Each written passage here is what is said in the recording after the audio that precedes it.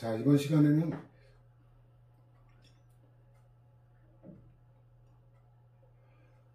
이번 시간에는 169페이지에 행정법상의 법률요건과 법률사실을 다루는데, 그 법률요건은 법률가 발생의 그 요인이 되는 사실을 얘기하고, 법률사실은 법률요건을 구성하는 개개의 요소를 말하는데, 그 개념은 그렇게 우리한테는 중요하지는 않아요. 민법에서는 중요한 건데, 그래서 이 법률요건이 충족돼야, 그 포섭이라고 그랬죠. 첫날 판례 공부법에서 얘기했는데, 법률요건을 충족하는 걸 포섭이라고 그랬죠. 그 충족하면은 그에 따른 법률 효과가 발생하게 되는 거죠. 그래서 민법 같은 경우는 이 법률요건의 그 공통적인 민법 총칙에 다루고, 물건의 발생 원인이 되는 건 물건법에 다루고, 채권 발생의 그 요인이 되는 거는 채권 강론에서 다루거든요. 근데 우리는 법률요건과 법률사실에 관해서 일단 기본적으로 1편에서 통치규정에서 다루는데, 그 다음에 이 법률요건에 중요한 게 국가배상 청구권이거든요. 근데 그거는 이제 4편에 권리구제에서 다루게 될 거예요. 자, 일단 시간의 경과, 이 시간에 관한 게 그 기술적인 거라 그 민법에 규정이 되어 있고 행정기본법에도 규정이 되어 있죠. 근데 좀 전에 점심 먹고 잠깐 인터넷을 봤더니, 그 한겨레신문 봤더니, 그 내년부터 민법과 행정기본법 그 개정안에 내년부터 모든 나이를 만 나이로 통일하는 거로 법사위를 통과했다, 그런 소식이 들리더라고요. 그래서 공포한 날부터 6개월로 시행되니까, 만일에 이번 정기국회에 통과가 되면 내년 6월쯤에 시행이 될 건데, 전 국민이 이제 한 살씩 어려지는 그런 휘치는 효과가 있다고나 할까? 저도 뭐 나이가 한 살 줄게 되는데 여러분도 마찬가지겠죠?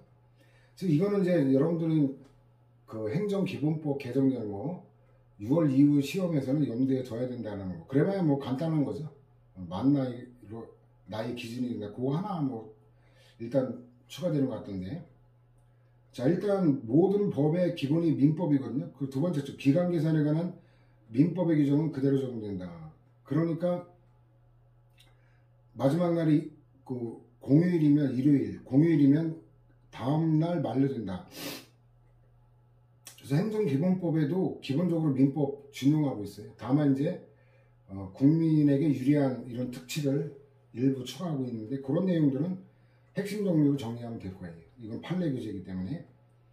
자, 병역법에 이것도 마찬가지. 토요일 공휴일에 해당할 때 이 길은 다음 익자, 다음 날 만료한다. 이게 가능하면 이런 걸 우리말로 다음 날이라고 하면 되는데, 이 길. 1, 2번 내용은 똑같은 거예요. 특별한 게 없고. 요 시효가 민법에서는 굉장히 중요해요. 시효가 소멸시효에 관한 건 민법 총칙. 그 다음에 취득시효에 관한 거는 물권법에서 다루는데, 이게 민법에는 굉장히 중요한데 행정법에는 그렇게 썩 중요한 논점은 아니었어요. 근데 최근에 국가배상과 관련된 판례들이 축적되면서 특히나 이 소멸시효에 관한 거는 청론에서 출제된 데가 높고, 그 취득시효에 관한 거는 청론 강론 공통인데 주로 강론의 공물법에서 출제가 더 많이 되거든요. 그래서 강론의 교재에는 이 청론의 취득시효보다 더 많은 판례를 그 종합 정리해놨는데, 유감스럽게 제가 시간이 없어서 강론 핵심 정리와 강론 교재는 개정판을 낼 수가 없을 것 같아요. 자, 일단 시효기간인데 여기 이제 판단 기준이 나오죠. 그 국가재정법에 금전의 거부를 목적으로 하는 국가의 권리. 그래서 여러분들 일단 쉽게 말하면 이 소멸시효는 채권이 원칙이다, 이렇게 생각하면 돼요. 소유권 같은 경우는 소멸시효에 걸리지 않거든요.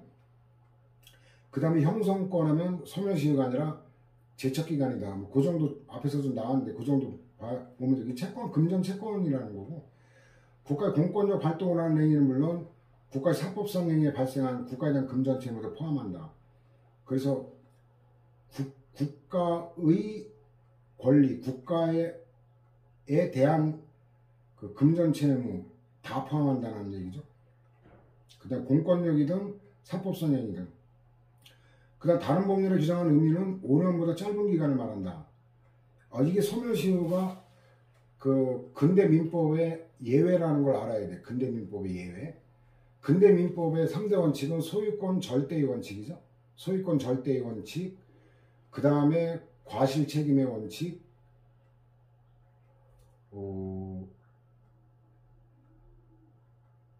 갑자기 소유권 절대, 과실 책임 원칙, 사적 자치 원칙인가? 이거 공간적으로 해가지고 아마 맞을 거예요.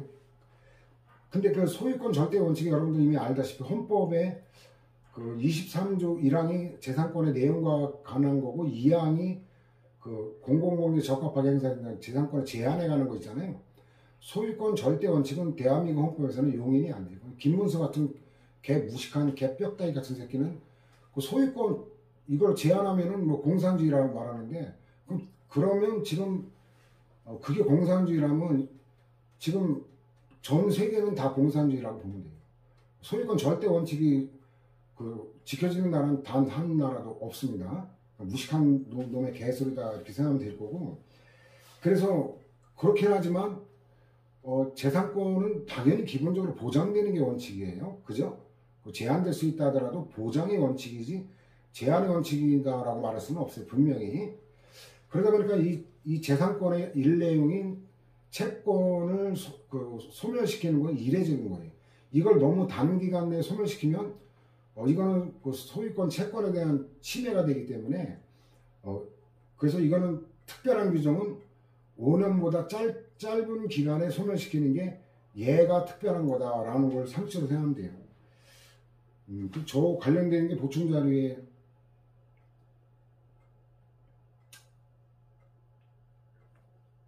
조금 이따 볼까요? 171 관련해가지고. 자, 그 다음에 변상금 부과법권과 연체를 부과권 소멸시효. 이 국유재산법은 5년이거든요. 5년 유형화되어 있어요. 이건 법률 내용이라 뭐 논리 갖고 될 게 아니고 제목 갖고 외우면 돼요. 근데 판례 규제니까 그냥 해놨는데, 그 다음에 네 번째 판례 보면 지방재정법도 5년 똑같아요. 국유재산법이나 지방재정법이나 5년 똑같다. 그 다음에 그 민법 166조 1항 766조 이러니까 난 이 배경 지식을 모르는데. 자, 이제 보충자료 볼까요? 보충자료 4페이지 보면 171, 180조 관련해서 손해배상 청구권의 소멸시효가 나오죠. 그래서 이게 이제 민법이 주관적 기산점은 알았을 때예요. 손해 및 가해자를 안 날로부터 3년. 근데 객관적 기산점은 뭐예요? 객관적 기산점은 그 불법 행위를 한 날 기준으로 하는 걸 말해요. 10년. 근데 요게 그 헌법 불합치 결정을 받았거든요. 단순히였구나. 요게 이제 그 소위 말하는 국가 폭력에 관한 거, 그 반인륜적 범죄에 관한 건 적용이 안 된다. 그래서 10년은 적용이 안 되는 거로 이렇게 바뀌었는데, 그래서 관련 판례 보면 어때요? 일단 5년이라 그랬죠. 국가재정법과 지방재정법 5년인데 3년은 5년보다 짧은 기간이에요? 긴 기간이에요? 짧은 기간이죠. 그러니까 앞날로부터 3년. 그 다음에 객관적 기산점은 그 10년이 적용이 안 되니까 국가재정법에 따라 5년이 되는 거죠. 그래서 결론적으로 국가배상청구권 소멸시효는 손해 및 가해자를 안 날로부터 3년, 불법 행위를 한 날로부터 5년 이렇게 되는 거죠. 왜냐면 손해 및 가해자를 안 날로부터 3년이 국가재정법보다 5년보다 짧으니까 그 3년이 되는 거고, 그 다음에 그 한 날은 민법이 5년보다 긴 기간이니까 옛날부터 적용이 안 됐거든요. 그래서 5년인데 더군다나 위헌 결정이 나면서 일부 사건에는 아예 그냥 10년은 적용이 안 되는 거로 바뀌었어요. 자, 요 배경을 보고 한번 볼까요? 자, 그래서 여기에 특별 규정을 뒀잖아요. 특별 규정을 뒀는데 위헌이라고 할 수 없다 그랬죠. 왜냐면 특히 국가의 채무 관계를 조기에 확정하여 예산 수립의 불안정성을 제거하기 위해서는 국가 채무에 대한 대단기 소멸시효를 정할 필요성도 있다라는 거죠. 그 옛날에 문제가 됐던 게 국가재정법의 5년 이게 문제가 됐던 거예요. 이게. 그런데 이제 그 위헌 결정 나왔죠. 위헌. 헌법 불합치인 줄 알았더니 단순 위헌 결정했네. 자, 이거 봐요. 민간인 집단 희생 사건. 이거 53에서 인용했죠. 중대한 인권 침해 사건, 조작 의혹 사건. 이게 바로 다 독재 정권했던 이승만, 박정희, 전두환, 노태우 때 관련되는 판례는 없구나. 전두환까지 발생했던 사건들에 대한 거예요. 이거 위헌이다 그랬죠. 두 번째 단락 보면은 민간인 집단희생 사건과 이거 그 줄줄이 나와요. 그 문경군 석달마을 사건, 그 다음에 경남 거창군 양민학살 사건, 뭐 진도 사건 해가지고 뭐 이승만에 의해서 학살된 민간인이 연구 결과에 따라 몇십만에서 200 몇십만까지 히틀러와 손색이 없을 정도의 아주 위대한 지도자를 대한민국도 보유하고 있다는 사실. 이거 뭐 엄청난 사건이죠. 보도연맹 사건도 그렇고 끔찍하죠. 민간인 집단희생 사건과 중대한 인권 침해 조작 의혹 사건은 국가기관이 국민의 기본권을 보호해야 되는 게 사명인 국가기관이 오히려 국민에게 누명을 씌워 불법행위를 자행하고 소속 공무원들, 경찰, 검찰, 뭐 판사, 뭐 대법원 판사까지도 조직적으로 관여했고 사후에도 조작 은폐함으로써 오랜 기간 진실규명이 불가능한 경우가 많아 일반적인 소멸시효 법리로 타당한 결론을 도출하기 어려운 문제들이 발생했다는 거. 밑에 보면 불법행위 피해자가 손해배 가해자를 인식하게 될 때 앞날부터 3년 이내에 손해배상을 청구하도록 하는 것은 불법행위로 인한 손해배상 청구에 있어 피해자와 가해자 보호의 균형을 도모하기 위한 거니까 주관적 기산점, 앞날부터 기산하는 거. 이게 적용되도록 하는 거는 합리적 이유가 인정된다라는 거예요. 그러니까 이거는 문제가 없어요. 지금도. 근데 밑에 가면 불법행위 시점을 소멸시효 기산점으로 삼는 것은 피해자와 가해자 보호의 균형을 도모하는 것을 보기 어렵고 발생한 손해의 공평 타당한 분담이라는 손해배상 제도의 지도 원리에도 부합하지 않는다. 그래가지고 그 객관적 기산점이 적용되도록 하는 거 이거는 합리적 이유가 인정되지 않는다. 그래서 결국 밑에 두 번째 줄 보면 청구인들의 국가배상 청구권을 침해한다 라고 결론 나왔죠. 자, 그 다음에도 이제 재확인하는 거로 넘어가고 8번 보면은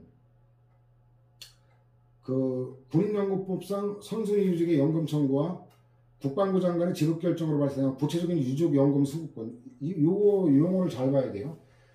그러니까 그 유족 연금 수급권 이게 이제 기본권과 지분권 요게 나눠지거든요. 그러니까 봉급 청구권도 공무원법상 봉급 청구권은 압류가 불가능하죠. 이건 뭐냐면 봉급을 재직 중에 받을 수 있는 기본적인 그 급여 수급권이에요. 근데 그거에 비해서 매달 봉급 청구권이 매달 발생하잖아요. 그죠? 이걸 지분권이라고 해요. 여기도 마찬가지예요.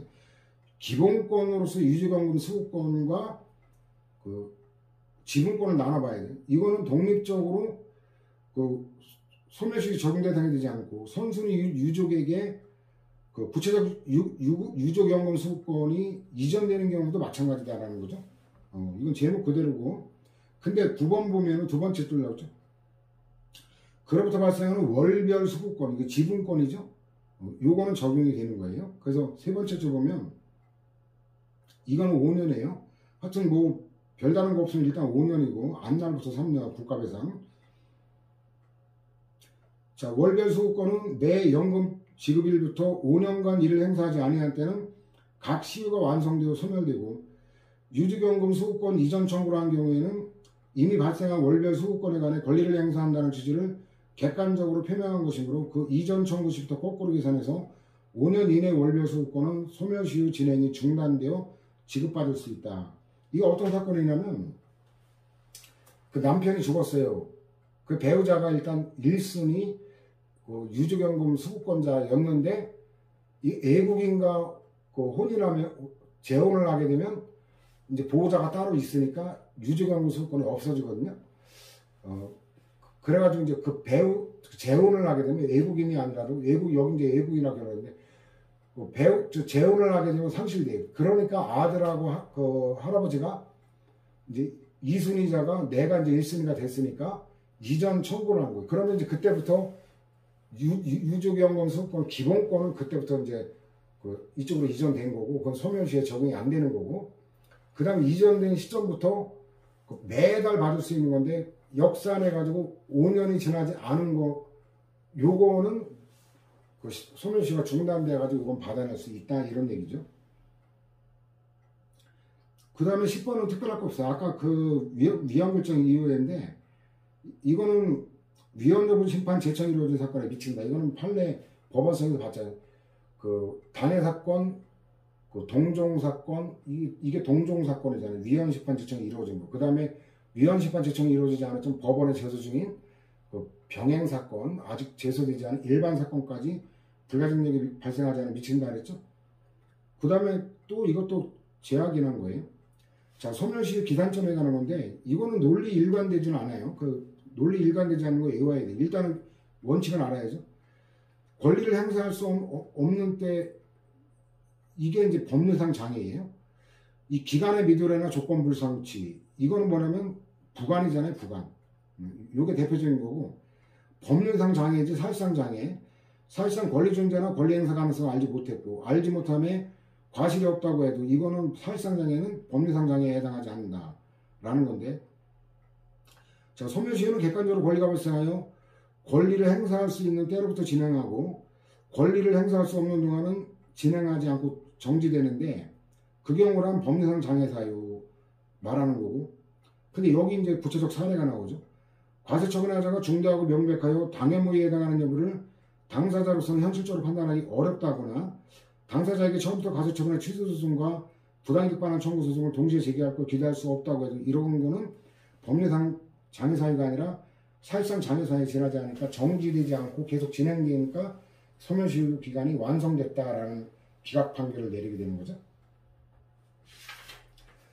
자, 그 다음에 이제 개념 문제인데, 부당이득 반환 청구권의 성립 요건을 기억해야 돼. 부당이득 반환 청구권이 이 행정행위로 인한 거는 공정력 내지는 구성요건적이기 때문에 행정행위 효력이 없어야 법률상 원인이 없는 거고, 따라서 부당이득이 돼요. 그 행정행위 효력이 없다는 얘기는 당연무효이거나 취소가 돼야 되죠. 그러니까 그걸 알면은 기산점이 언제냐? 행사할 수 있는 때가 취소 사유일 때는 취소가 돼야 성립이 되고 행사가 가능하죠. 무효 사유일 때는 바로 성립이 되니까 원합할 때 바로 된다라는 얘기죠. 그래서 국세 원합이 다만 취소할 수 있는 위법한 과세처분에 의해 한 거라면 그 과세처분 행정의 공정력 또는 집행력이 있어 그것이 적법한 기간 또는 행정 쟁송 절차에 의해 취소되기까지는 유효하죠. 이건 하자론에 관한 부당이득 반환 청구는 과세처분이 적법하게 취소될 때부터 행사할 수 있다라고, 시효도 그때부터 진행되는 거예요.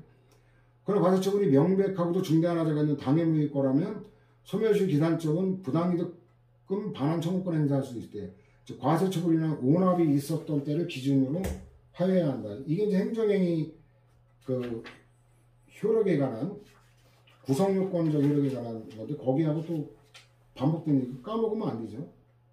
효력 부인에 관한 418하고 114가 연결되죠.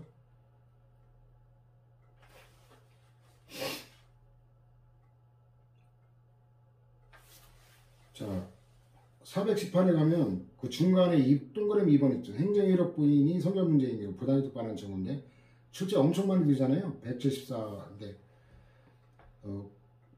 일단 그 정도만 인용하고 다시 돌아볼까요?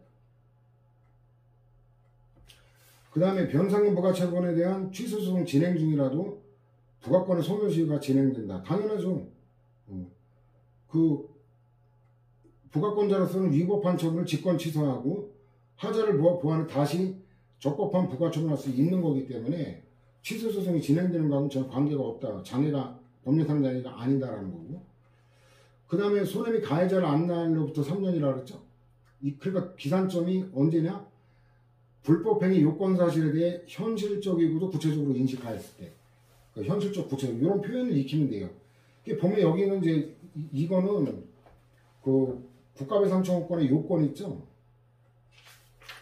국가배상 청구권의 요건하고 관계적인 그 요건을 구체적으로 알아야 된다. 요건이 충족됐다는 거를. 그래가지고 이건 716에 연결되죠. 716에 보면 위에 제1목 배상책임의 요건, 이게 174의 배경지식이에요. 716. 그리고 거기 이제 그 목록도 두 번째 쪽은 손해발생 순서는 이제 그 바뀌어 있지만 손해발생 돼야죠. 타인에 대한 손해발생, 위법성, 상당 인과관계 등 불법행위 요건 사실에 대해 현실적이고도 구체적으로 인식할 때를 의미한다. 그 다음에도 마찬가지. 이것도 이제 요건을 달리 말하는 그 가해공무원이 국가 또는 지방자치단체 공법상 근무관계에 있다는 사실. 이게 직무 그 공무원이라는 거, 즉 직무를 집행함에 있어 요건이고. 그 다음 요것도 요건 중에 일부를 거론한 거라 특별할 거 없죠. 그 다음에 이제 구체적인 게 나오죠. 불법 체포 구금으로 인한 손해배상 청구권의 소멸시효 기산일. 그래서 이게 형사처벌에 관한 거는 그 불법 상태가 종료된다. 이게 제목 정도 알아두면 돼요. 여기는 불법 체포 구금 이게 다 독재정권 때 그거거든요. 근데 거기다가 그 진실을 알기도 어렵잖아요. 다 은폐를 해가지고 그죠? 그래서 이런 게 유사한 게 나와요. 그러면 구체적으로 말하면 네 번째 줄도 음미해야 돼요. 대법원에서 그 무죄 판결이 확정된 때 비로소 불법 체포 구금으로 손해 등을 현실적 구체적으로 인식했다고 볼 수 있다라는 거고. 그래서 그 위에 보면 불법 행위 종료일은 구속영장 발부 집행에 의해 불법 상태가 종료된 날이고 그때부터 진행하는 거 5년이 진행하는 거고 그 다음에 이제 위에 건 뭐냐면 몰랐을 때 5년 그거고 지금 인식했다 이건 3년에 관한 거예요. 이거는 대법원에서 무죄 판결이 확정된 때. 자, 요런 유사한 게 7번도 마찬가지. 세 번째 줄 무고죄에 대한 무죄 판결이 확정된 때 근데 사실상 가능하게 되었다. 이게 법률상이 아니라 사실상 요런 거 틀리다고 보면 안 돼요. 요런 거는 체크하고 외워야 돼요. 사실상 요런 거. 나머지는 무죄 판결 확정돼 똑같잖아요. 6번, 7번이. 그 다음에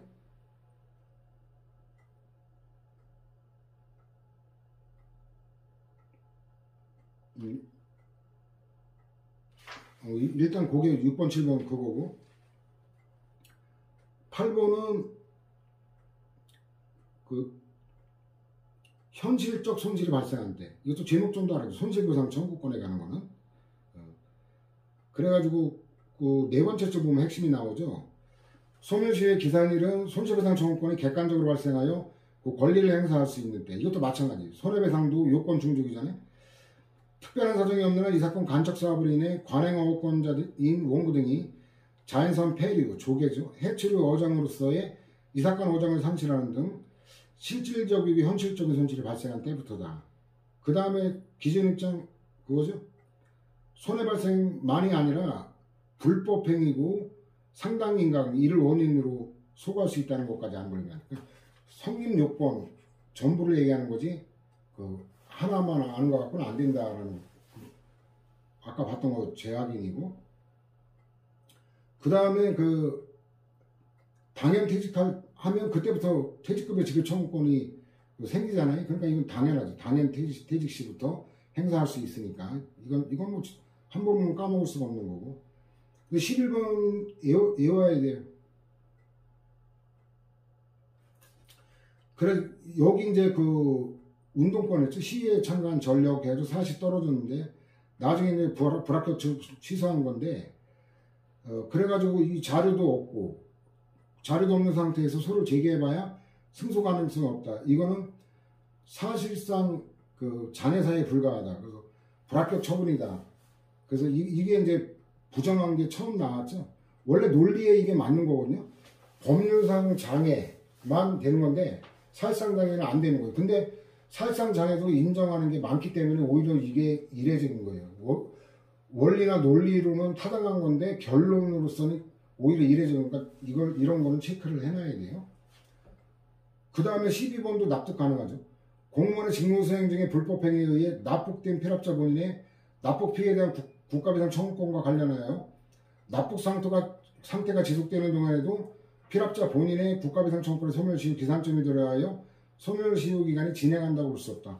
아니, 당연하잖아요. 북한에 끌려가 있는데 대한민국 상대로 소송 제기가 가능합니까? 불가능이지. 이건 법적으로 불가능이잖아. 법적 권리구제 수단을 취할 방법이 없잖아요. 그죠? 그 다음에 이제 이거 과거 은폐했기 때문에 그 진실이 밝혀진 앞날은 뭐냐? 제목 세 번째 줄로 끝나요. 진실규명 결정 통지서가 송달된 날이죠. 이거 하나 뒤틀어내면 송달된 날이라는 거. 그걸 뒤틀 수 있죠. 근데 송달의 의미가 좀 원래 송달은 발송의 의미거든요. 근데 이건 발송의 의미는 아닌 것 같은데 하여튼 그래서 그 뒤틀어내기는 좀 교수도 자신이 없겠다. 원래 송달은 발송 의미로 해석할 여지도 있고 발송과 도달을 합친 개념일 수도 있는데 그래서 송달이라는 거 진실규명 결정 이게 진상규명이 돼야 이제 아는 거지. 옛날에는 진실을 은폐했기 때문에 이것도 외우기가 어렵지 않아요. 그 다음에 그게 기산점이라고 그러잖아. 그러니까 세 번째 줄 보면 다음 판례 진실규명 결정 통지서가 갑등에게 송달된 때 이게 기산점인데 얘가 불명확하더라도 3년 이내 소가 제기되었기 때문에 어때요? 그러면 뭐 이건 완성되지 않았다는 건 결론 뻔하잖아요. 어쨌든 3년이 지났다면 그 진실규명 결정 기준으로부터 3년이 지났다면 이거는 헷갈릴 수 있죠. 규명 결정하고 송달된 때가 언제인지를 알아야 진실규명 결정을 했을 때부터 3년이 지났지만 송달된 때로부터 3년이 안 지났다고 주장할 수 있는데 이게 불명확해요. 근데 뭐를 기준으로 하더라도 진실규명 결정을 기준으로 하더라도 3년 이내면 아무 문제가 없죠. 이런 판례도 한 번 읽으면 더 안 읽어도 되죠. 그 다음에 15번 또 형사처벌에 관한 거 또 나왔죠. 수사기관에 관한 거. 네 번째 또 제목 무죄 형사 판결이 확정되었을 때. 세 번째 나오죠 이거. 세 번째 나오니까.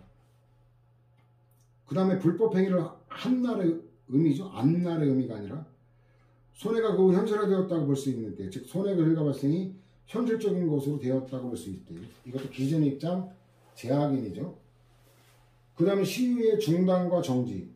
이 소멸시효는 권리 위에 잠자는 자는 보호받지 못한다. 잠잔다는 얘기는 권리를 행사할 수 있는데 행사하지 않는 걸 말하거든요. 그럼 반대로 말하면 권리를 행사하는데 소멸되면 말이 안 되잖아요. 권리를 행사하는 게 중단 사유예요. 그래서 행정소송은 원칙적으로 사건에 대한 시효 중단 사유가 되지 못하나 예외적으로 과세처분의 취소 또는 무효확인 청구에서는 조세환급을 구하는 부당이득 반환 청구권의 소멸시효 중단 사유인 재판상 청구에 해당한다. 자, 어렵게 생각할 거 없어요. 일단 사건 행사하는 방법은 민사소송이고 공권을 행사하는 수단은 행정소송이잖아요. 그럼 원칙적으로 부당이득 반환 청구권이 판례는 사건으로 보잖아요. 그럼 민사소송 제기해야 되는데 우리가 알잖아요. 이게 그 행정행위로 처분으로 인한 부당이득은 처분이 무효이거나 취소가 돼야 되니까 이거는 그 이례적으로 이 취소소송이나 무효확인 소송이 부당이득 반환 청구권이라는 사건을 성립시키는 그 원인이 되는 거니까 관련 있는 권리행사다라고 본 거예요. 우리가 배경지식 알잖아요. 그러니까 이례적으로 한 거예요. 요지는 본문은 보지 마세요. 이해가 안 될 거예요. 이건 뭐 기판용 나오고 복잡하니까 그냥 그렇게 우리는 배경지식 갖고 활용하는 게 더 낫겠다라는 거고. 나비꼬지는 세금 내라 조세채권 행사한 거죠. 채권의 발생 원인이 공법상의 것이건 사법상의 것이건 시효중단에 이르게 발생한다. 그래가지고 이 국가재정법에 의한 그 특칙을 얘기하는 거라 이거는 외워놔야 돼요. 이건 특칙을 외워놔야 되고 아까도 잠깐 봤잖아요. 소멸시효에 관한 게 공권력 행사에 의한 거든 사법상의 거든 된다. 그거하고 마찬가지. 중단도 마찬가지다. 이렇게 되면 뭐라 정리하면 되죠. 아까 봤던 게 어디냐면 그 적용 대상 170의 1번 판례 있죠. 170의 1번 판례 그거하고 연결하면 돼요. 거기 다시 보면은 국가의 공권력의 발동을 하는 행위는 물론 국가의 사법상 행위에서 발생한 국가적 금전채무도 포함한다. 그거하고 논리를 같이 한다라고 하면 간단하게 정리할 수 있고 두 번째 거는 외워야 돼요. 이건 논리에 갖고는 나올 수가 없어요. 납입고지에 의한 부가처분이 취소가 됐다. 그럼 취소는 직권취소든 쟁성취소든 원칙적으로 소급표거든요. 그러면 권리 행사한 게 이게 소급돼요. 소급되는데 그럼 시효중단의 효력이 소급적으로 상실돼야 되는데 상실되지 않는다. 이건 외워야 돼요. 482 한번 가볼까요?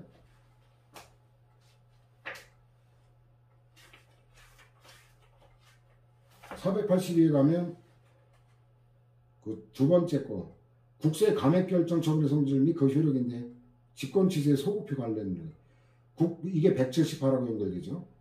국세 감액결정 처분은 이미 부과된 과세처분 하자가 있음을 이유로 사회 일을 일부 취소하는 처분이라는 거죠. 따라서 그 취소의 효력은 취소된 국세부가 처분이 있었을 당시에 소급하여 발생한다. 그 논리에 안 맞죠. 저거 외워야 될 거고. 그 다음에 이제 그 아까 예산회계법 요 규정 사법상 이것도 된 거 합헌이다. 당연하죠. 외울 거 없죠. 위헌이면 남아있을 리가 없을 테니까. 그 다음에 이제 국유재산의 무단점유자 이거 변상금 부과 이게 그 공법관계를 우리가 봤었죠. 변상금 부과 이게 처분이라 그랬잖아요. 근데 그 민법상 부당이득 반환 청구권 이거는 사건이거든요. 별개라는 거예요. 별개이기 때문에 이 중단은 별개로 된다는 거예요. 변상금 부과 징수권이 민사상 부당이득 반환 청구권과 법적 성격을 달리하는 별개 권리다. 그럼 이 중단 내 이거 범위로 넣어야 될 건데 일단 180에 그거거든요. 이건 분리를 범위로 넣는 게 좋겠다. 자, 180에 가면 중간에 중단 범위 있죠? 청구한 범위. 그러니까 한 채권이라 하더라도 전부가 아니라 일부 하면 거기만 중단됩니다. 예를 들어 내가 1000만 원 받을 게 있는데 야, 너 500만 원 갚아. 그럼 500만 원만 그 중단되는 거. 나머지 500만 원 시효가 계속 진행해서 소멸될 수 있는 거예요. 청구 부분이 특정될 수 있는 경우에 있어서의 일부 청구는 청구를 하지 아니한 나머지 부분에 대한 시효 중단의 효력이 발생하지 아니한다는 거고. 세 번째 줄 보면 납세 고지된 부분이 그 액수에 한정되고 남은 세액에 대한 조세부과권에 대해서는 시효가 중단됨이 없이 진행한다. 그럼 이건 위험 하나의 채권일 때 이제 청구 범위가 하는 문제고 두 번째 이하는 복수 채권이에요. 복수 채권을 갖고 있는 경우 어느 하나의 청구를 행사하더라도 그것만 중단되는 거지 다른 거 영향이 없다는 거고 세 번째 맞죠. 부당이득 반환 청구의 소를 제기하는 게 채무불이행, 채무불이행으로 인한 거하고 부당이득은 별개니까 중단되지 않는다. 그 다음 시효중단 여부는 직권 심리사항이다. 그 중단 여부는 요거는 오히려 범위라기보다는 위로 올리는 게 맞겠고 그 다음에 이것도 범위가 아니라 7번도 그 위로 그 중단과 정지로 분류하는 게 낫겠네. 과세전 적고심사 청구했다는 심리기간은 국세징수권의 소멸시효 정지기간에 해당하지 않는다. 왜? 이거는 국세기본법에 연료된 국세징수권의 소멸시효 정지사유 가운데 요게 규정되어 있지 않고 이게 없으면 민법이라도 있어야 되는데 둘 중에 하나라도 있어야 되는데 없다. 요거는 그 매매의 판례 4번하고 연결돼요. 민법의 소멸시효 중단사유를 규정하고 있는 청구도 허용될 수 있는 경우 중단사유가 될 수 있다. 왜냐면 민법의 소멸시효에 대한 관계에서 징수법은 특별법이잖아요. 특별법의 규정이 없으면 일반법 그러니까 둘 중에 하나는 있어야 되는데 7번은 둘 다 없기 때문에 안 되는 거고 그 다음 위에 가면은 한번 볼까요. 납세고지, 독촉 또는 납부채고, 교부청구, 압류 이거는 국세징수를 위해 국세징수법에 규정된 특유한 절차들로서 국세기본법이 규정한 특별한 국세징수권 소멸사유 중단사유이긴 하다. 특별 규정이라는 거죠.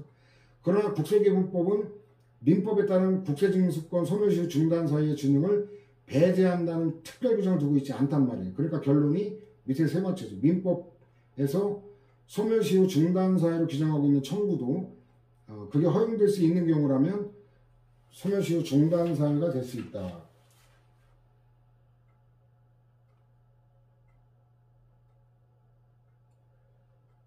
자, 이렇게 해서 분류가 좀 다소 부적절한 점이 있었는데, 그 다음에 과세 예고 통지도 소멸시 중단 사유가 아니다. 이것도 똑같아요. 국세기민법에도 규정이 없고 민법상 최고에 해당하는 것도 아니기 때문에 최고는 그 빅독촉을 최고라고 하면 그냥 쉽게 그렇게 이해하면 쉬워요.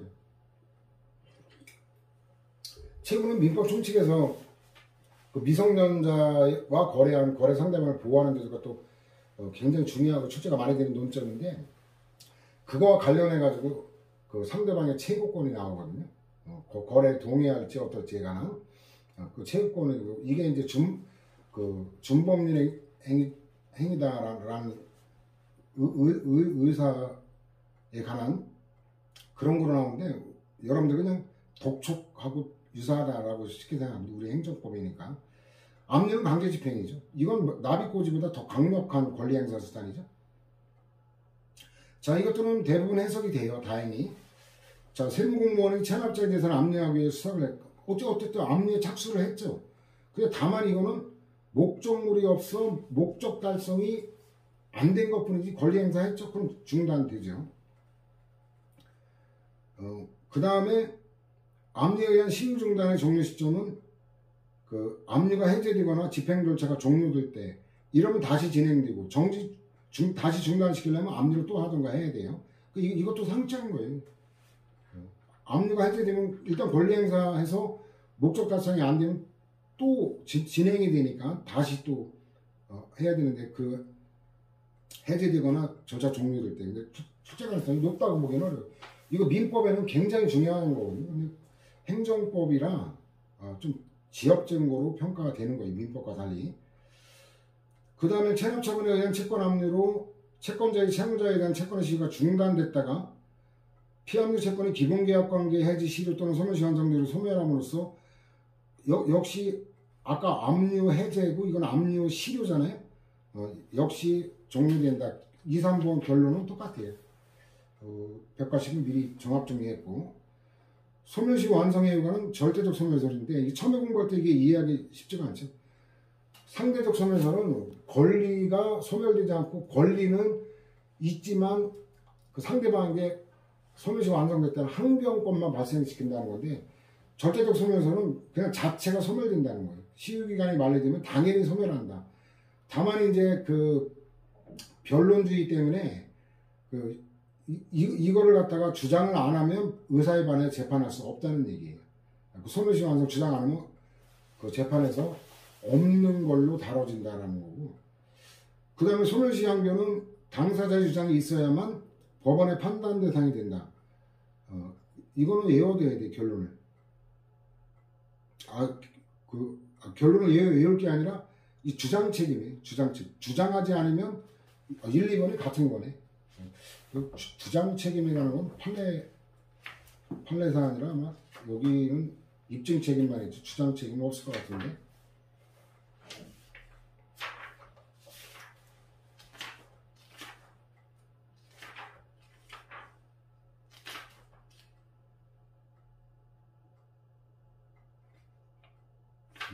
주장 책임이라는 행정판례는 없어서 1, 2번 같은 거예요. 제가 순간 잘못 봤는데 주장 책임과 그 주장이 사실은 입증 책임 별개예요. 그 다음에 소멸시가 완성되면 무권리, 무관하는 무효다. 무관하는 무효다?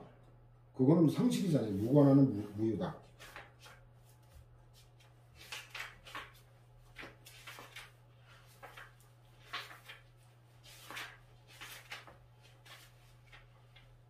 어, 448에 있죠?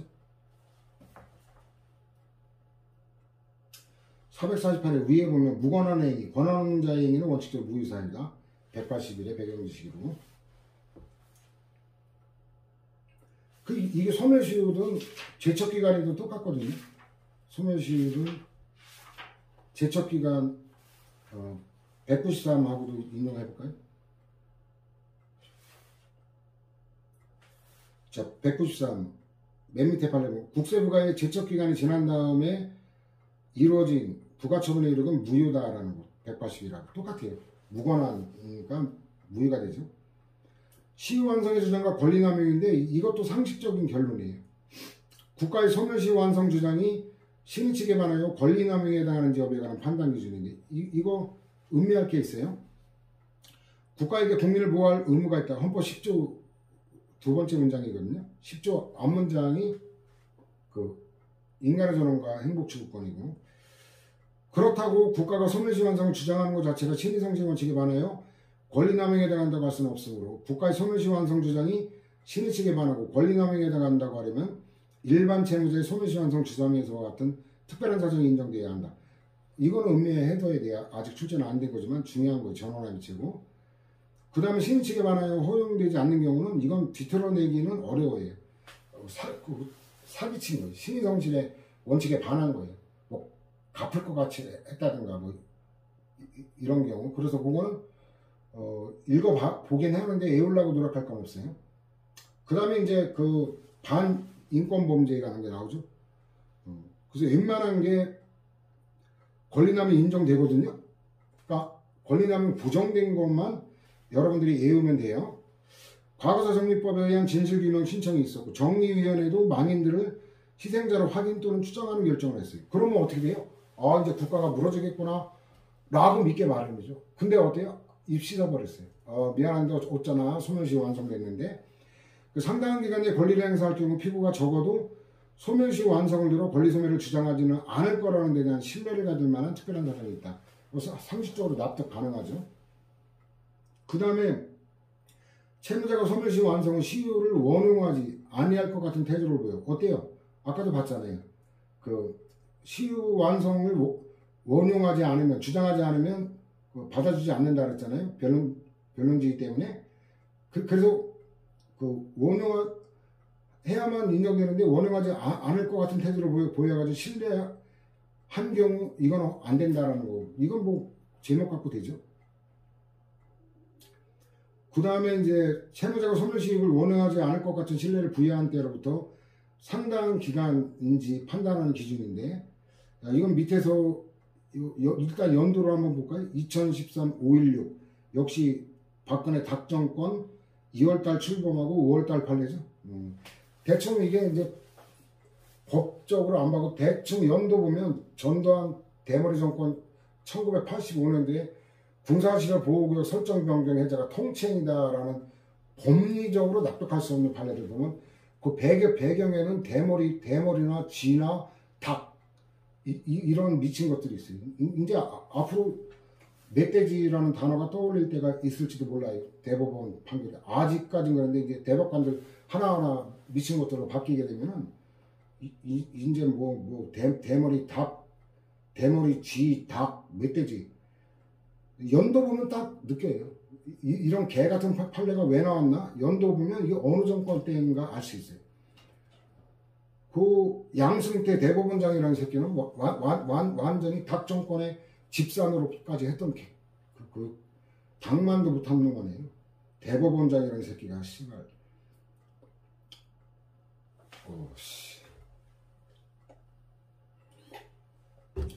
그런 게 대한민국 엘리트라고? 그 당만도 못한 그 자존심도 없는, 정신이 없는, 영혼이 없는 새끼가 엘리트? 참. 조선시대 한번 선비도 생각해보세요. 그런 당년한테 씨발 영혼을 팔 수 있을까? 차라리 목에 칼을 만드는 애들하고. 그러니까 지금 대한민국 엘리트들은 개 양아치들이에요.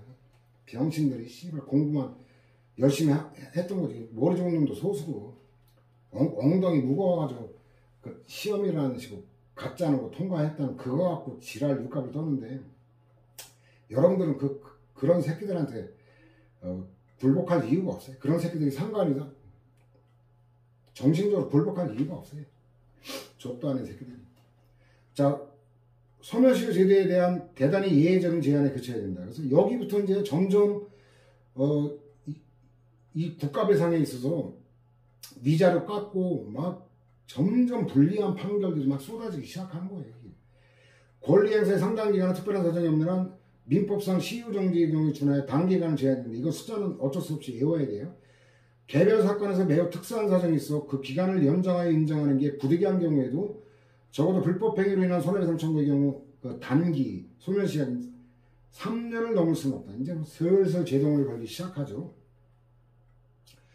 그 다음에 이제 그 민사소송 제기했을 때 위원회 조사 보고서 갖는 증명력이 가는데 이게 진도군 민간인 희생사건 학살사건이에요. 이거는 그 여러분들 읽어보면 돼요. 제가 설명할 게 없어서 그래요. 읽어보면 상식적인 거예요. 이게 뭐 제대로 조사도 안 하고 뭐 엉터리 같이 한 거 이것까지 증명력이 나갈 수 없다. 그 얘기이기 때문에 읽어보면 되고 고창 양면학살 사건 이거로 인한 희생자와 유족들이 국가를 상대로 제기한 손해배상 청구 소송에서 국가가 소멸시 완성에 항변하는 게 신칙에 반하지 않는다. 이거 외워야 돼요. 하여튼 이 고창 양면학살 사건은 너무 안타까운 사건이에요. 이게 그 여러 건에 걸친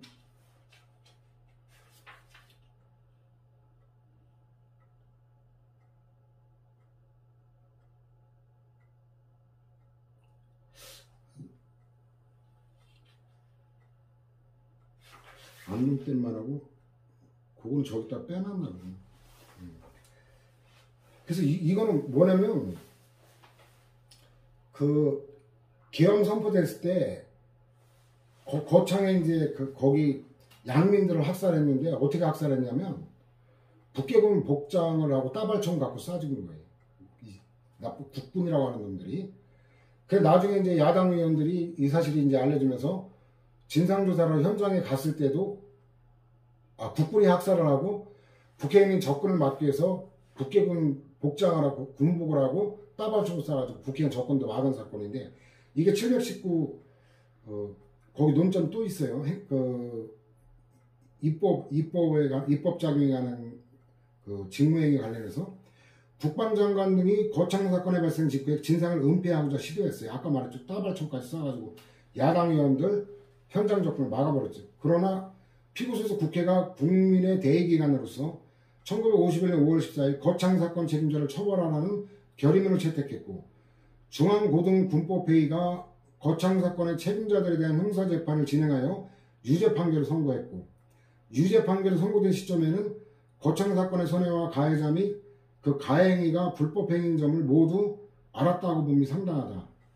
근데 이거 어땠어요? 그 이후에 원조 쥐가 있죠. 완전히 이명박 쥐는 아주 그냥 뻔드르르만 쥐인데 아주 뭐 그 박정희 쥐는 이거는 완전히 시커먼 아주 볼품없는 원조 쥐였죠. 그때 유족들이 빨갱이를 몰려가지고 감시당하고 있어요. 무슨 어로족을 그런 상황에서 소송 제기를 할 수 있단 말이에요. 대법관들 미친 거죠. 지 가족했으면 저런 판결 나왔겠어요. 물론 지가 그 가족했으면 연좌제 때문에 사고 없이 붙지도 못했겠지만 719에 또 나오죠.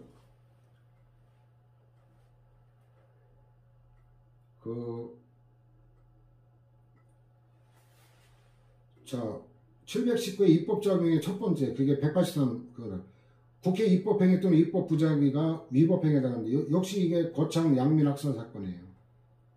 요게 그리고 구체적 입법 의무를 부정한 거 요 두 개가 그래서 결국 모든 거에 다 졌어요. 다 졌는데 더 안타까운 얘기 해줄까요? 그 결국은 대법원에 의해서는 사법부에 의해서는 구제가 불가능해요. 그렇다면 이제 남은 건 뭐예요? 특별법이죠. 노무현 대통령 때 특별법이 만들어졌는데 그때 고건이라는 개 양아치 새끼가 국무총리였을 때 노무현 대통령이 탄핵 때문에 국회에서 의결되면서 직무가 정지가 되고 총리가 권한대행일 때 거부권 행사해서 아직까지도 이게 보상이 안 되고 있어요. 배상이 안 되고 있어요. 이 불법행위이기 때문에 보상이 아니라 배상이죠. 저는 뭐 고창에 가본 적도 없고 고창에 가는 뭐 아무 연고도 없는데 아니 이건 정의롭지가 않잖아요. 그죠? 하여튼 뭐 이 정권 끝날 때까지는 포기해. 이 정권이 뭐 얼어 죽을 민주정부에서 못했던 거 해주겠어요. 아 진짜 참. 이거 어쨌든 외워야 돼요. 저건 제정신 갖고 이해가 된다면 미친 거예요. 자, 그 다음 8번도 외워야 돼요. 이건 사실상 장애인데 인정한 거거든요. 요양급여에 관한 판결 확정 후에 휴업급여 청구에 대한 근로복지공단의 소멸시행변 위배된다는데, 근로자가 입은 부상이나 질병이 업무상 재해에 해당하는 직업에 있다. 이게 인정돼야 요양급여가 승인되는 거고, 그럼 휴업급여가 발생하는 거고. 그런데 근로복지공단의 요양불승인 처분의 적법 여부는 사실상 법률상이 아니잖아요. 근로자의 휴업급여 청구권 발생의 전제가 되죠. 세 번째 줄, 그 밑에 줄, 행사할 수 없는 이건 법률상 아니라 장애 사유다. 근데 전원합의체 관대하게 봐줬다 이거지 논리적으로는 안 나오는 거라. 그 다음에 그 국가의 소멸시행변이 권리남용에 해당한다고 본 사례인데, 이건 어떤 사건인가 모르겠네. 찾다가 실패했기 때문에 안 했을 거예요. 자, 세 번째 중 과거 유죄 판결이 고문 등으로 조작된 증거에 기초하여 내려진 잘못된 판결이라는 것을 밝히는 재심 판결이 확정되기 전까지는 아까도 그 유사한 거 봤잖아요. 무죄 판결 확정, 무죄 판결이 여기 재심까지 가서 확정된 건데, 같은 맥락에서 여기까지는 과거 유죄 판결이 잘못된 것임을 전제로 원인된 수사와 공소제기 및 판결의 전 과정에 이르는 수사관, 검사, 법관 등 관외 공무원의 불법 행위를 이유로 하여 피고를 상대로 국가배상 청구서를 제기한다는 것은 일반인의 관점에서 보더라도 기대하기 어렵다는 점. 그 다음에 과거소송리위원회의 진실규명 결정이 내려진 2008년 3월 18일까지 기간 동안에는 원고들이 피고를 상대로 이 사건 위자료 지급 청구를 할 수 있는 객관적 정의가 있었다는 거. 그 다음에 밑에 강조 표시된 거, 지나게 된 거. 피고와 소속 공무원들의 고의적인 불법 행위로 인해 크나큰 고통과 불이익을 당한 원고들을 위로하고 그 피해를 보상해줄 적극적인 대책을 찾아보지 아니한 채 오히려 이 사건과 같은 원고들의 손해배상 청구에 대가 빠진 것 같다. 청구에 대하여 소멸시 완성을 주장하는 것은 원고들이 사법부의 판단을 통해 적절한 피해 보상을 받을 수 있는 통로조차 사실상 봉쇄하는 결과다. 다행히 이런 거는 안 이어도 된다고 했죠. 국가 범죄에 관한 게 웬만한 게 다 인정하니까. 그 다음에 또 뭐 안 이어도 돼. 불법 체포 상태에서 고문 또는 협박, 국가보안법 위반 유죄 판결. 자, 안 이어도 되죠. 그 다음에 지방공무원 갑이 그 공직선거법 위반죄로 이제 벌금형 선고받는데, 퇴직한 다음에 퇴직급여 신청했는데 그 시효가 완성됐다고 주장한 사안인데, 이거는 권리남용에 해당하지 않는다. 그래서 이거는 뭐 벌금에 경미하다고 봤다, 그런 감각으로 보면 될 거예요. 굉장히 긴데, 그래서 같이 읽는 거 큰 의미가 없기 때문에 그런 감각으로 보면 돼요. 감각으로. 그 다음에 그 보도연맹 사건이죠. 이것도 참 안타까운 건데, 이게 이제 대외적으로 좌익전향자 단체 표방해가지고 회유시킨 거예요. 공산주의자들 회유시켰다가 6.25 전쟁으로 급하게 도망가다 보니까 이 사람들이 진짜 전향한 건지 믿기 어렵다 그래서 그냥 다 쏴 죽여버렸어요. 그 사건인데, 그 국가 범죄, 당연히 이거 권리남용 당연히 인정되는 거 계열이니까 이럴 게 없죠. 권리남용 부정사례인데, 이건 조금 음미하면 돼요. 자신들의 시위 전력 때문에 그 불합격 처분이 되었음을 그 당시 짐작하였던 원고들이 진실화해 그 위원회 결정이 나기 전까지는 불합격 처분의 구체적이고 자세한 내막까지는 몰랐다는 사실만으로는 권리 행사에 어떤 객관적 장애가 있다고 볼 수 없다. 이건 지역적인 거리 사시 불합격 한 거고. 그 다음에 문경 양민학살 사건, 거창 그거는 부정했는데 이건 인정했죠. 전투 능력은 물론 공비 협력 활동을 할 가능성이 거의 없는 어린이 노약자 분야자들이 오히려 다수였어요. 참. 이거는 살인이죠. 살인.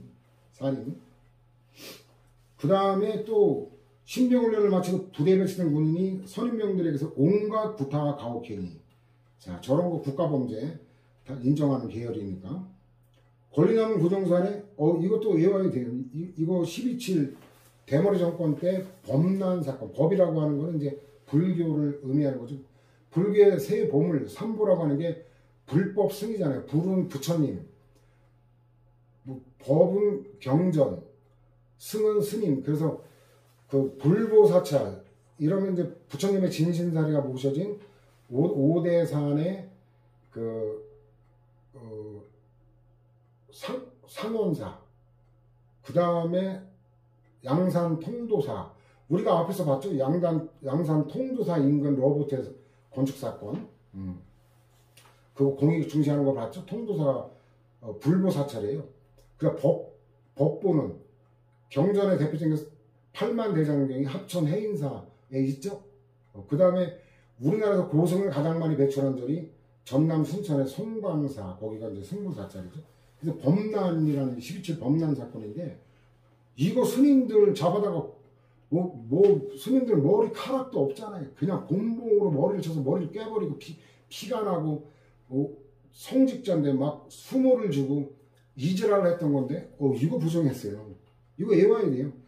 80년 10월부터 11월 사이에 일어난 이른바 12.7 범난인데 불법 구금, 고문과 폭행까지 당하고 손해배상 청구권의 소멸시효는 피해자가 불법 구금 상태에서 벗어난 때로부터 계산되고 국무총리의 대국민 사과성명 발표, 국방부 과거사 진상규명위원회 12.7 범난에 대한 조사 결과 보고서 발표, 국회 12.7 범난 피해자 명예회복 등에 관한 법률 제정 등으로 국가가 소멸시익을 포기한 걸 볼 수 없다. 이거 참 이해하기 힘들어요. 저런 건 외워야 됩니다. 그 다음에 역시 같은 계열이에요. 수사기관의 위법행위, 이것도 마찬가지고. 근데 요거는 이제 숫자까지 나오는 거라 굉장히 높은 난이도거든요. 이거는 본문까지 봐야 돼. 세 번째 쪽으로는 재심 절차에서 무죄 판결 확정될 때까지는 채권자가 손해배상 청구할 걸 기대할 수 없는 사실상 장애 사유가 있었다. 이거 이제 결론이 타당하지 않을 때 구체적 타당성을 도모하기 위해서 원래 사실상 장애 사유 인정이 안 하는 건데 인정하는 거 많이 봤죠. 그래서 재심 무죄 판결 이거는 여러분들 여러 번 보니까 벌써 4번인가 5째 보죠. 여기까지는 기존 입장하고 똑같아요. 채무자인 국가 소멸시 완성의 항변은 심의성질 원칙에 반하는 권리남용으로 허용될 수 없다. 다만 채권자는 특별한 사정이 없는 한 그러한 장애가 해소된 재심 무죄 판결 확정일로부터 민법상 시효 정지의 경우에 준하는 6개월의 기간 내에 권리를 행사해야 된다. 6개월 이거 외워놔야 돼요. 자, 이런 미친 판례, 자 내려가 볼까요? 예, 역시 닥정권이죠. 닥정권. 그 기간 내 권리 행사가 있었는지는 원칙적으로 손해배상 청구하는 수를 제기했는지 우리 기준을 판단합니다. 그나마 뒤정권에서 3년으로 아까 줄여놓은 거 봤죠? 그래서 그 뒤정권일 거예요. 3년은 적어도 3년. 이게 182에 아우 그것도 뒤정권이구나. 182에 그 괄호 5번에 5월달 판례에 3년을 넘을 수 없다. 그래놓고 11월 판례 거기서 6개월로 또 줄여놨어요. 와, 환장할 일이죠. 환장할 일. 그래가지고 이제 그 형사 보상에 관한 거는 이제 헌법 공부하는 친구들은 아주 잘할 거고, 자, 그 밑에 강조 표시로 쭉 내려가 보면 채권자가 재심무죄 판결 확정일로부터 6개월 내에 손해배상 청구해서를 제기하지 않았더라도 그게 기간 내에 형사보상법에 따른 형사보상 청구를 한 경우에는 소멸시 항변을 저지할 수 있는 권리 행사의 상당한 기간은 이를 연장한 특수한 사정이 있다. 그래가지고 형사보상 결정 확정일로부터 6개월. 그 형사보상 안 했을 때는 그냥 6개월 끝나는데 형사보상 청구하면 확정될 때까지 연장이 됐다가 확정일로부터 6개월이에요. 그 기산점이 달라지는 거죠. 숫자 6개월 외워놔야 돼요. 어쨌든. 자, 지정권에서 이렇게 이제 점점 불리하게 해놨죠. 불리하게 해놓고, 그 다음에 수사기관의 불법구금 역시 그 계열이기 때문에 다행이에요. 자, 소멸시효는 종합 정리했죠. 안 날부터 3년, 몰랐다면 5년이 되는 배경.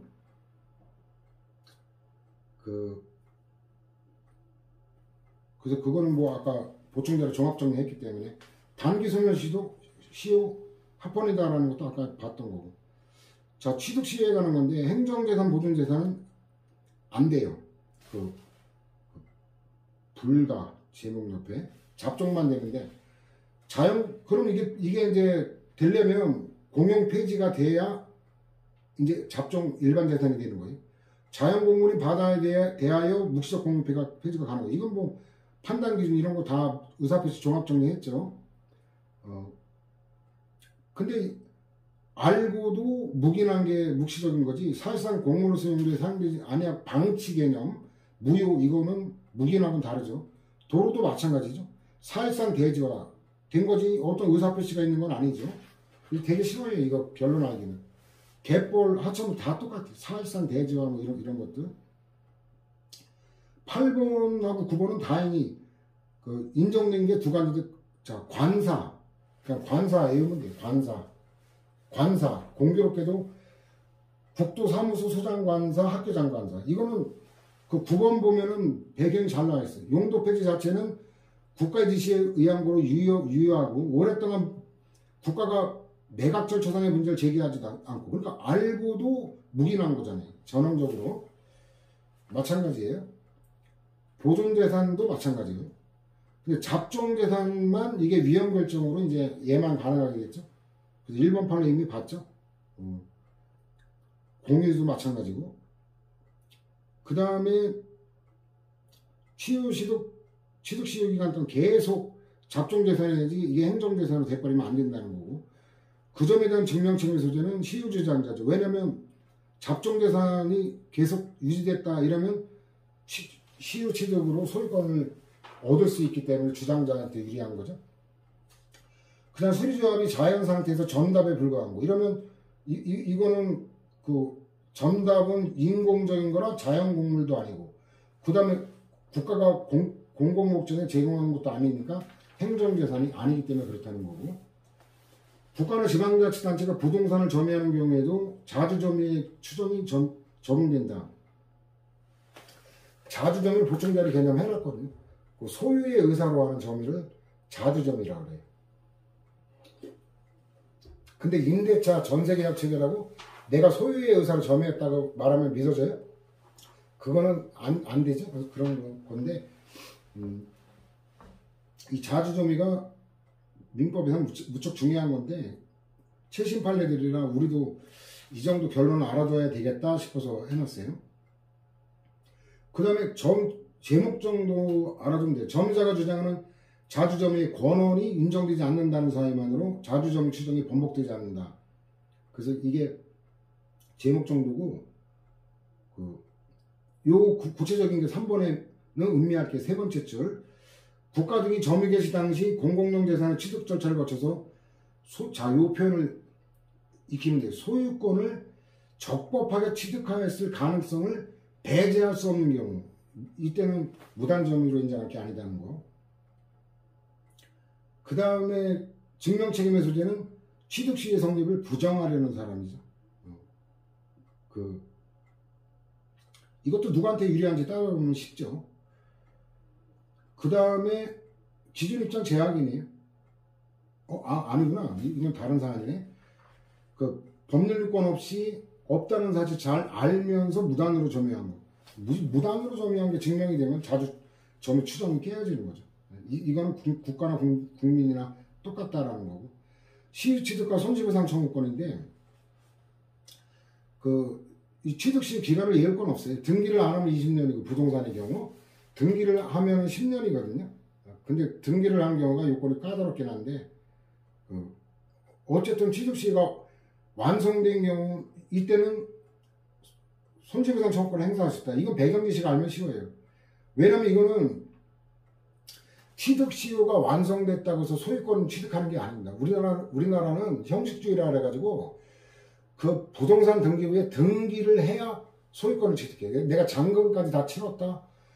취득시효가 완성됐다. 이래가지고 취득되질 않아요. 근데 여기는 취득시효가 완성된 경우예요. 완성된 경우지 소유권이 국가로 넘어간 게 아니니까 여전히 국민 땅이니까 손실배상 청구권 행사할 수 있고 근데 두 번째, 위 법리는 하천구역 편입 당시 이미 국가가 토지 소유권을 취득한 경우, 이거 등기를 한 경우 이거는.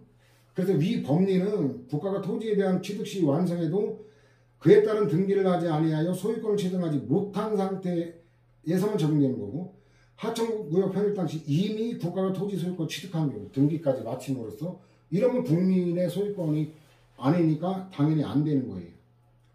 자, 그 다음에 이제 제척기간 의인데 이건 뒤틀어낼 건 없어요.